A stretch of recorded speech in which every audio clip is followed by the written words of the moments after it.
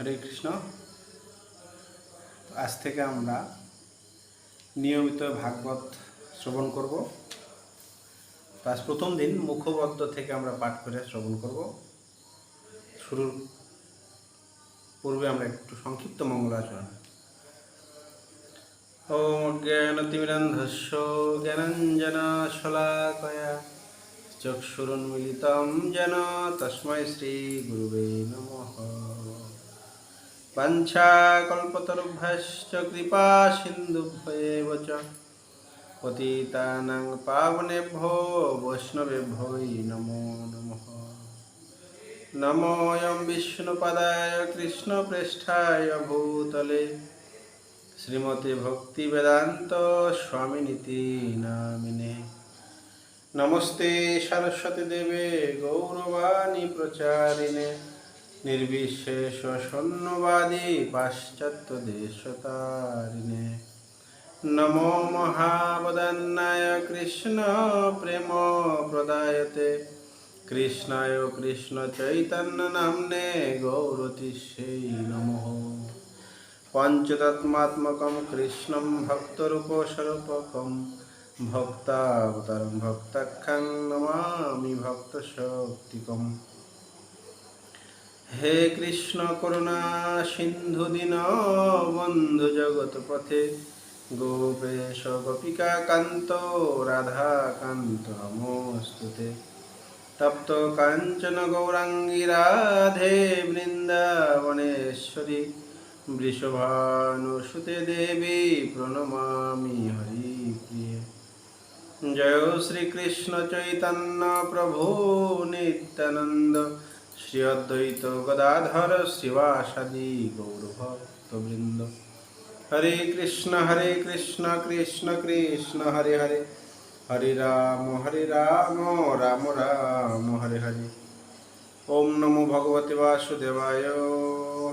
ওম নমো ভগবতে বাসুদেবায়। ওম নমো ভগবতে বাসুদেবায়।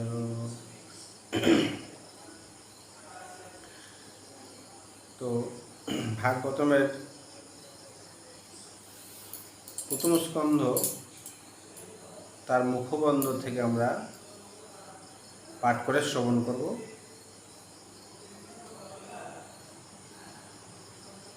মুখবন্ধে বলছেন, আধুনিক মানব সমাজের যে কি প্রয়োজন সেটি জানা অত্যন্ত আবশ্যক। সেই প্রয়োজনটি কি? মানব সমাজ আর বিশেষ কোনো দেশ অথবা জাতির ভৌগোলিক সীমারেখার দ্বারা সীমাবদ্ধ নয়। মধ্যযুগের মানব সমাজ অপেক্ষা আজকের মানব সমাজ অনেক বেশি প্রশস্ত এবং আধুনিক যুগের প্রবণতা হচ্ছে যেন সমস্ত পৃথিবী জুড়ে একটি রাষ্ট্র অথবা একটি মানব সমাজ গড়ে ওঠে। শ্রীমদ্ ভাগবতের নির্দেশ অনুসারে আধ্যাত্মিক সাম্যবাদের আদর্শ হচ্ছে সমগ্র মানব সমাজের ঐক্য সাধন করা। না কেবলমাত্র মানব সমাজেরও ঐক্য সাধন নয়, সমগ্র জীব সমাজের ঐক্য সাধন করা। এই আদর্শকে ফলপ্রসূ করার প্রয়োজনীয়তা মহান চিন্তাশীল মানুষেরা অনুভব করছেন। শ্রীমদ্ ভাগবতম মানব সমাজের এই অভাবটি পূর্ণ করবে। তাই পারমার্থিক ঐক্য সাধন শুরু হয় বেদান্ত দর্শনের জন্মোদাস্যজাত সূত্রটি দিয়ে। তাই পারমার্থিক ঐক্য সাধন শুরু হয় বেদান্ত দর্শনের জন্মোদাস্যজাত সূত্রটি দিয়ে। মানব সমাজের আজ আর অজ্ঞানতার অন্ধকারে আচ্ছন্ন নয়। সারা পৃথিবী জুড়ে জাগতিক সুখভোগ, শিক্ষা ও অর্থনৈতিক উন্নতির দ্রুত প্রগতি হয়েছে, কিন্তু তবুও সমাজ ব্যবস্থায় কোথাও যেন একটা গলদ রয়ে গেছে এবং তাই অত্যন্ত নগণ্য বিষয় নিয়েও ব্যাপকভাবে কলহ বিবাদ হচ্ছে। মানব সমাজের শান্তি সমৃদ্ধি এবং মৈত্রীর প্রতিষ্ঠা করে সকলকে ঐক্যবদ্ধ করার প্রয়োজনটি শ্রীমদ্ ভাগবত মেটাতে পারে, কেননা এটি হচ্ছে সমগ্র মানব সমাজের ভগবত চেতনার পুনর্বিকাশের এক সাংস্কৃতিক অবদান।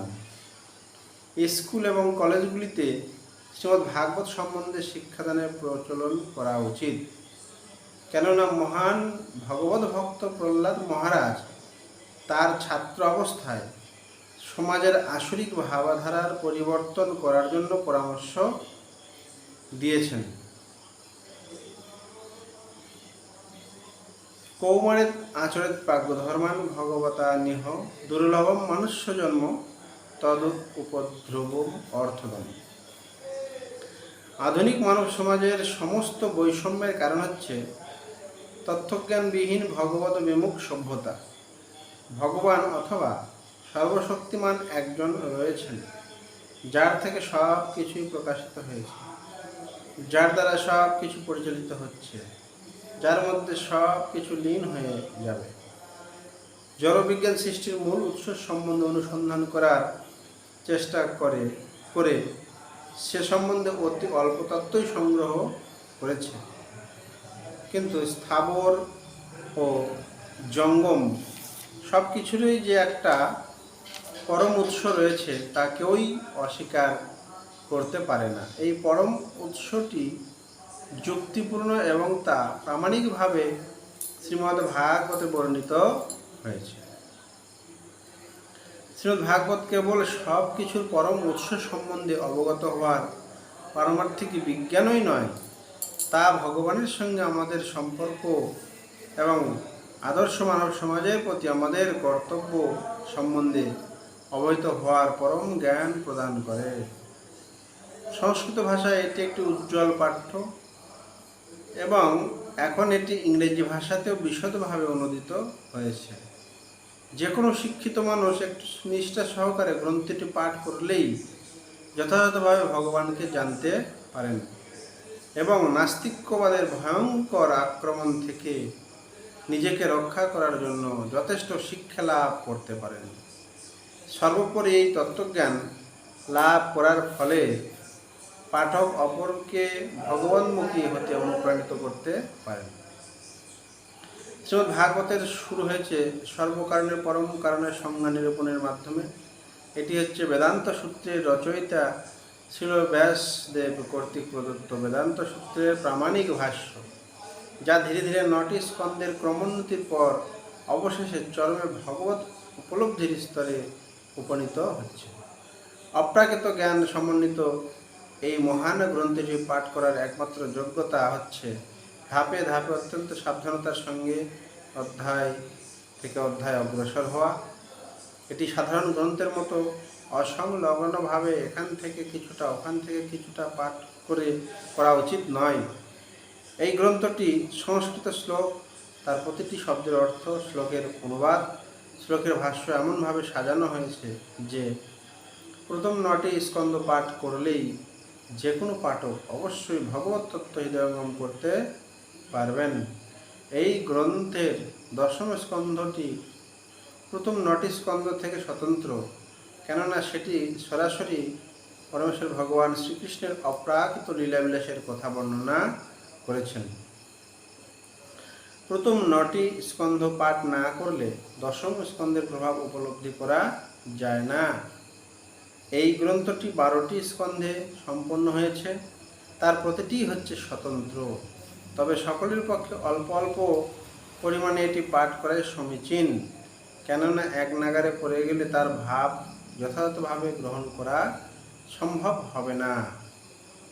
শ্রীমদ্ ভাগবত যথাযথভাবে উপস্থাপন করার কাজে আমার অক্ষমতা আমাকে স্বীকার করতেই হবে, কিন্তু তবুও আমি আশা রাখি যে চিন্তাশীল ব্যক্তি এবং সমাজের নেতাদের কাছে এই গ্রন্থটি সমাদৃত হবে, কেননা শ্রীমদ্ ভাগবতে উল্লেখ করা হয়েছে তদ্বাগ বিসর্গ জনতাগ বিপ্লব যস্মিন প্রতিশ্লোকম আবদ্ধ অবদ্যাপি নামন্নস্তস্য যশ অঙ্কিতানি যৎ শৃণন্তি গায়ন্তি গৃণন্তি সাধব। অর্থাৎ যেই শাস্ত্র পরমেশ্বর ভগবানের নাম, যশ, রূপ লীলার অপ্রাকৃত মহিমা বর্ণনা করে, তা হচ্ছে বিপদগামী সভ্যতার পাপ পঙ্কিল জীবনের এক আন্দোলনের সূচনা করার দিব্য সৃষ্টি। এই দিব্য শাস্ত্রগ্রন্থ যদি নির্ভুলভাবে রচিত নাও হয়, তবুও নির্মল অন্তঃকরণ বিশিষ্ট সাধুরা তা শ্রবণ করেন, কীর্তন করেন এবং গ্রহণ করেন। ওম তৎসৎ। অভয় চরণ অরবিন্দ ভক্তিবন্ধ স্বামী প্রভুপাদ কি জয়। তো মুখবন্ধ এটুকুই, সুন্দর মুখবন্ধ দিয়েছেন শিল প্রভুপাদ শুরুতেই, যার মাধ্যমে এই ভাগবতমের যে গুরুত্ব সেটা আমরা উপলব্ধি করতে পারি। কারণ এই ভাগবতম আধুনিক সমাজ যেটা চাইছে এবং চাইছে, কিন্তু তারা অন্য উপায়ে অন্যভাবে তারা সেটা পাওয়ার চেষ্টা করছে, যার ফলে তারা কখনোই সুখে শান্তিতে তারা থাকতে পারছে না। তার একটাই কারণ হচ্ছে এই ভগবানের যে কথা, লীলা কথা, ভাগবত জ্ঞান তাদের মধ্যে নেই, যার কারণে সব কিছু করলেও এই ভাগবত জ্ঞান না থাকার ফলে এই যে সমাজে ব্যাপক পরিমাণে কলহ হচ্ছে, বিবাদ হচ্ছে, মারামারি, হিংসা, অশান্তি, এটাই একমাত্র কারণ। সেই কথাই এই মুখবন্ধের মাধ্যমে আমরা জানতে পারছি। এবং এই যে ভাগবতমের যে জ্ঞান, এর মাধ্যমে শুধু মানব সমাজের নয়, সমগ্র জীব সমাজে, সমগ্র জীব জাতি বা জীব প্রজাতি রয়েছে যত, সকলেরই পরম মঙ্গল সাধিত হবে। এবং বলছে তাদের ভগবত চেতনার পুনর্বিকাশের এক সাংস্কৃতিক অবদান। এটি হচ্ছে মানব সমাজের ভগবত চেতনার পুনর্বিকাশের। ভগবত চেতনা মানে ভগবান কেন্দ্রিক চিন্তা ভাবনা। ভগবান রয়েছেন, ভগবান সব কিছুই সৃষ্টি করেছেন। জড় বিজ্ঞানের মাধ্যমে অনেক উন্নতি হলেও তারা প্রচেষ্টা করছে এই জড় সৃষ্টি কীভাবে হয়েছে, কোথায় থেকে হয়েছে অনুসন্ধান করছেন। কিন্তু ভাগবতের এই মুখবন্ধে বলছেন, অনুসন্ধান করলেও তারা অল্প কিছু তত্ত্বই সংগ্রহ করেছে, খুব বেশি তারা সংগ্রহ করতে পারেন।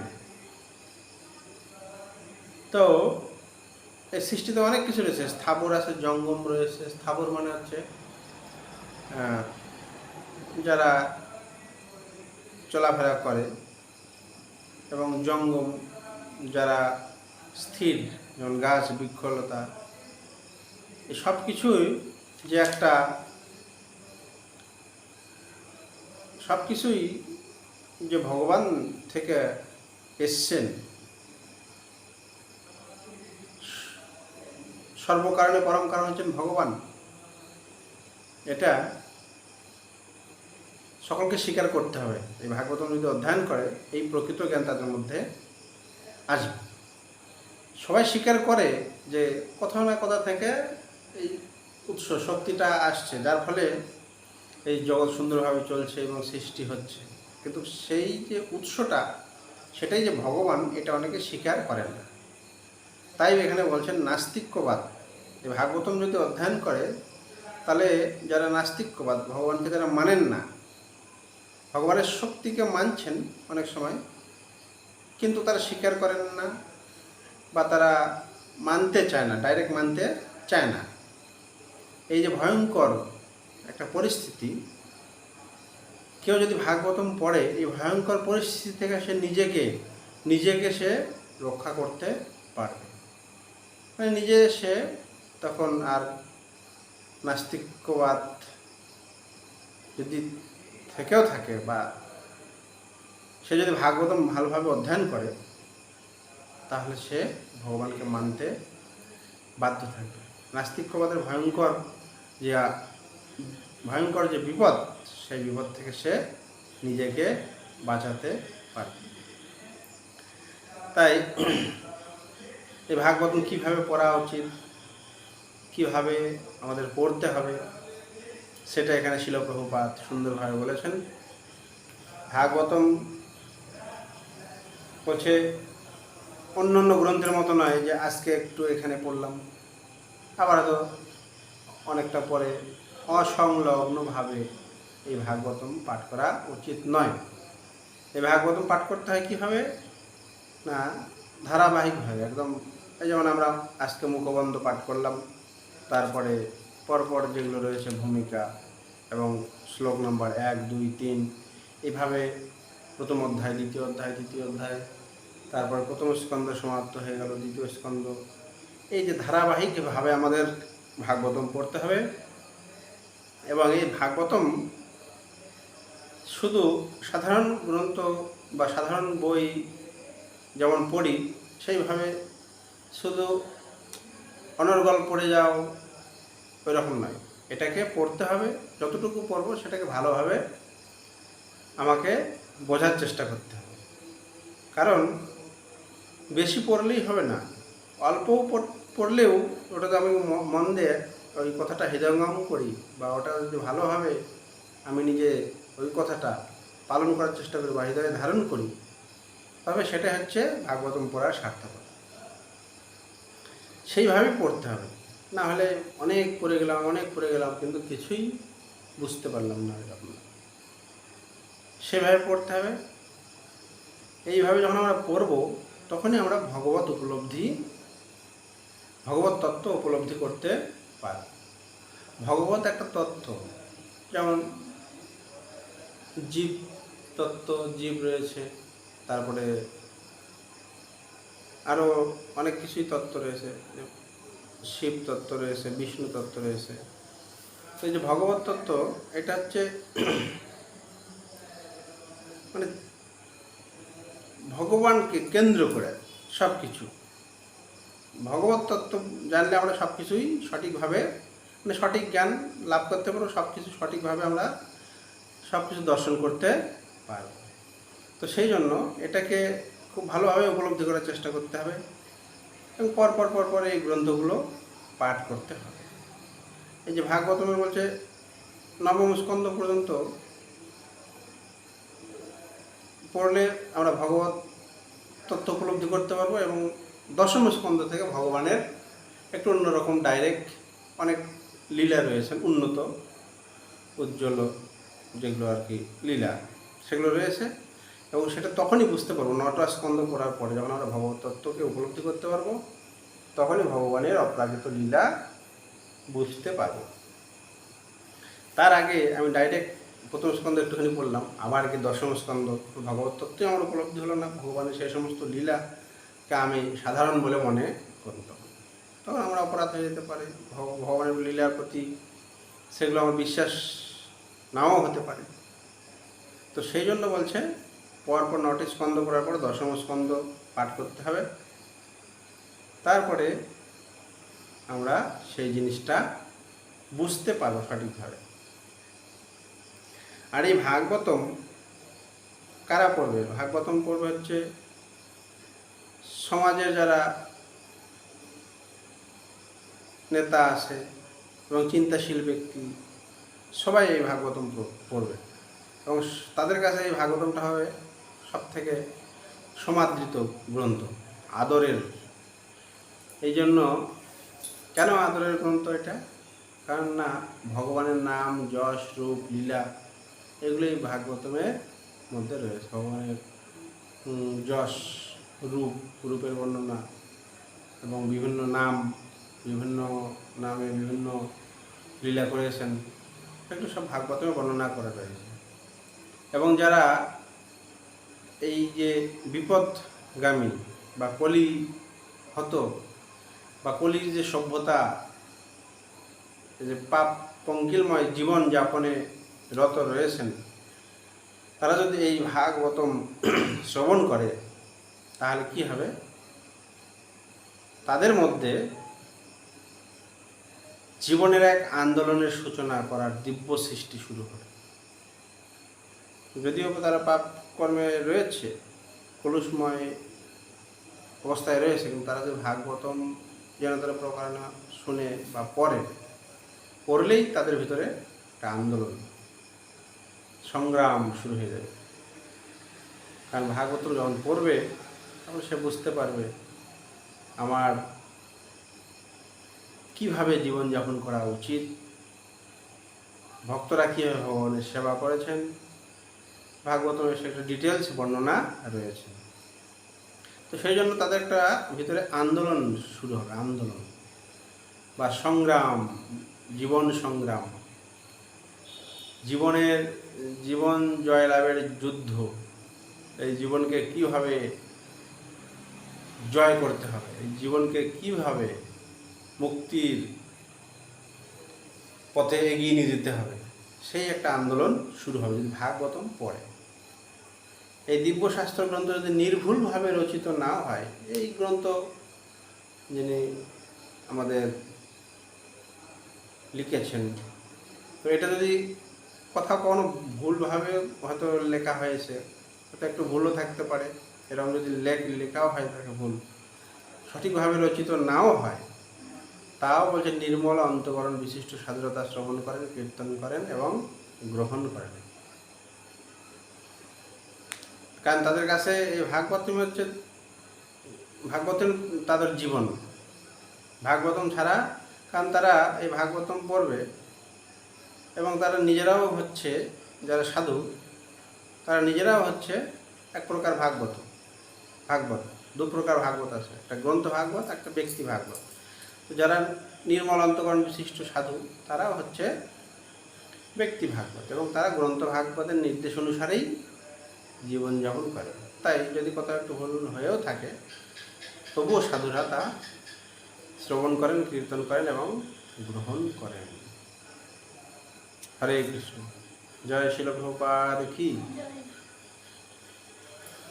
আজকে আমরা মুখবন্ধ পাঠ করলাম, আগামীকাল পরের ভূমিকা।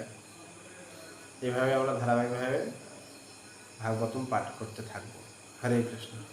জয় শিল প্রভুপাদ কি। জয়।